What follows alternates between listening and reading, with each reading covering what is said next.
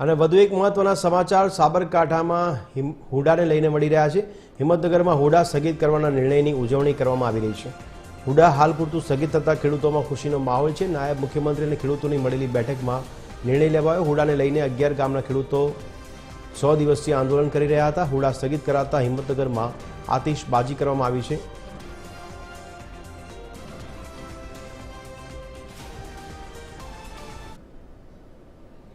તો આ જ અંગે વધુ વિગત સાથે અમારા સંવાદદાતા નીતિન પટેલ અમારી સાથે જોડાયા છે, તેમની પાસેથી માહિતી મેળવીશું। નીતિન, અત્યારે હાલમાં હિંમતનગરમાં કેવો માહોલ આપને જોવા મળી રહ્યો છે? ખેડૂતોમાં કેવી ખુશી છે?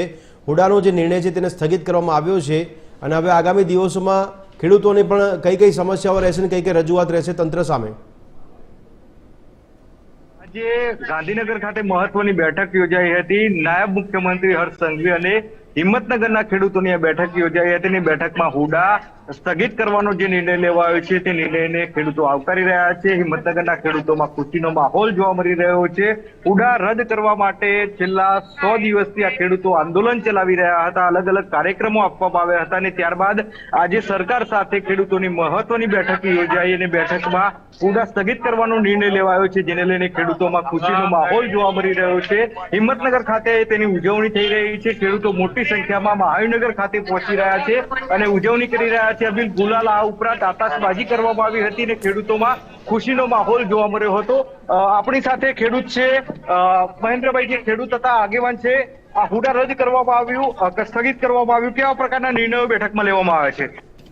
આજની ગુજરાત સરકારની કેબિનેટમાં જે અમને ચર્ચા કર્યા બાદ જેને જવાબદારી આપી છે એવા ડેપ્યુટી સીએમ હર્ષ સંઘવી સાહેબ, પટેલ, અર્જુનભાઈ મોરવાડિયા અને પ્રદ્યુમનભાઈ વાજા ચારે અમને હુડાની બાબતમાંથી નિશ્ચિત તમે આરામ કરો, હુડા રદ થઈ ગયો એમ જ સમજી લો, હાલ તો સ્થગિતનો કાગળ આપવાના છે, પછી રદનો કાગળ પર આપવાની ચર્ચા એમને કરી। કેટલા સમયનું આશ્વાસન આપ્યું છે રદ કરવા માટે? સમય કેટલો આપ્યો છે હુડા રદ કરવા માટે?